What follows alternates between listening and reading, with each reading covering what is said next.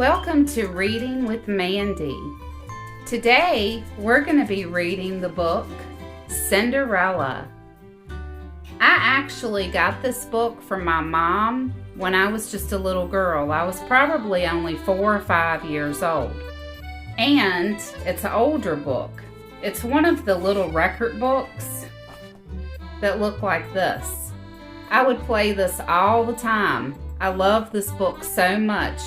I had a collection of all the Disney books, and I'm going to read this one to you today. Hope you kids are doing well, and hope you enjoy the book. Once upon a time, in a tiny kingdom, there was a gentle and lovely girl named Cinderella. She lived with her cruel stepmother and 2 ugly stepsisters.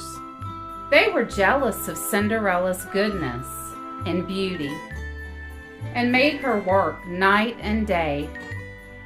The mice and the birds were Cinderella's only friends.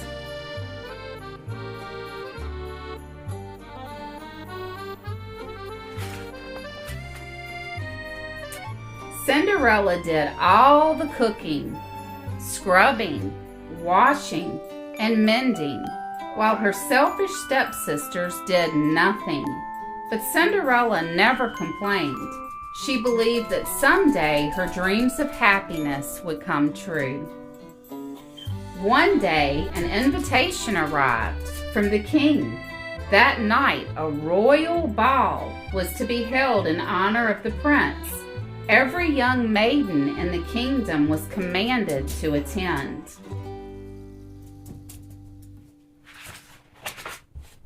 Cinderella was very excited. If y'all all see my cat climbing up on the chair, she's just playing. She loves to play. She just loves it. But this says, Cinderella was very excited. That means I can go too. Her stepsisters just laughed. But the announcement said every maiden was to attend. And by the way, my cat's name's Peggy. Peggy Lou. She's a Siamese. This says, very well, Cinderella, you can go after you finish all your chores. Now wash the slip for me. Mend these buttonholes. Where's my sash? Press this dress. Curl my hair. Oh, and find my fan. They kept Cinderella busy all day long. Then it was time to leave. Why, Cinderella, it's time to go. You're not even dressed for the ball. I didn't have time to dress. But the wicked stepsisters just laughed, and they left for the ball. Cinderella tried not to feel badly. Oh well, what's a royal ball? I suppose it would be frightfully dull and completely wonderful. She burst into tears and ran away into the garden. I thought someday my dreams would come true, sobbed Cinderella. Now I'll never get to go to the royal ball. Yes, you will, child, but we must hurry. Cinderella looked up, and there stood her fairy godmother. Let's see now, said the fairy godmother. I'll need a pumpkin and some mice. Then she waved her magic wand and sang the magic words, bibbidi-bobbidi-boo. To Cinderella's amazement, the pumpkin became a splendid coach, and the mice turned into elegant horses.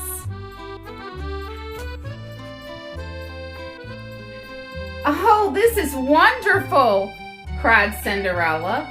But then she looked down at her rags. I'll need a coachman, of course, interrupted the fairy godmother, and she changed a horse into the coachman. Now hop in, my dear. You mustn't be late." "But don't you think my dress lovely, my dear?" began the fairy godmother. Then she looked again. "Oh, good heavens, child! You can't go in like that. Bibbidi-bobbidi, bibbidi-bobbidi-boo." And there stood Cinderella in the loveliest gown, isn't that pretty, that she had ever seen. On her tiny feet were delicate glass slippers. Cinderella was delighted. "Oh, fairy godmother, it's like a dream come true." "Yes, child, but like all dreams, it can't last forever. On the stroke of midnight, the spell will be broken and everything will be as it was before." "I'll remember," promised Cinderella. "Oh, it's more than I've ever hoped for. Thank you, fairy godmother." "Bless you, my child. Now hurry up. It's getting late." Cinderella stepped into the pumpkin coach and was whisked away to the royal ball.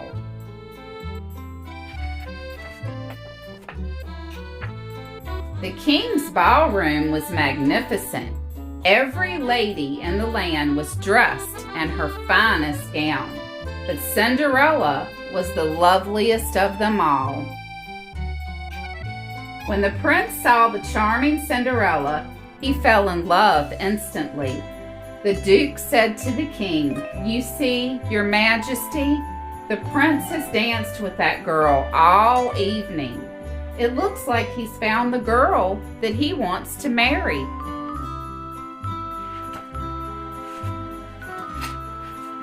All at once, the tower clock began to strike midnight. Cinderella cried, "Oh, I almost forgot!" And without another word away she ran, out of the ballroom and down the palace stairs. On the way, she lost one of the glass slippers. There it is, glass slipper. But she couldn't stop to get it. Cinderella stepped into the magic coach and quickly drove away. As the clock struck for the 12th time, the magic ended. Cinderella was left with a pumpkin, some mice, and the memory of her wonderful evening. The next morning, the whole kingdom was wondering who the mysterious girl was. The only clue was the lost slipper. The Grand Duke carried the glass shoe from house to house, looking for its owner, for the prince, and said he would marry no one but the girl who could wear the tiny slipper. Every girl in the land tried hard to put the slipper on.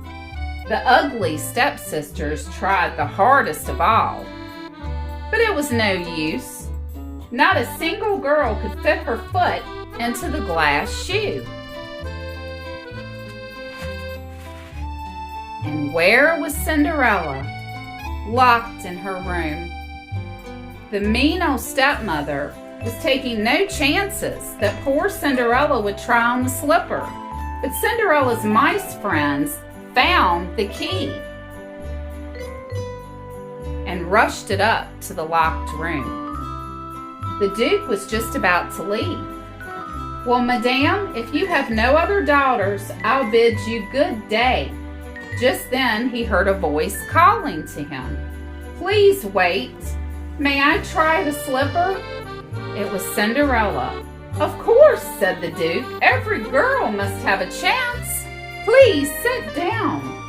He slid the glass shoe onto Cinderella's foot, and it fit perfectly. Cinderella's dream had come true. No longer would she slave for her cruel stepmother and her foolish stepsisters. She would marry the prince and live happily ever after. And what became of the little mice, who had been Cinderella's only friends? They went to the palace too, and they all lived happily ever after.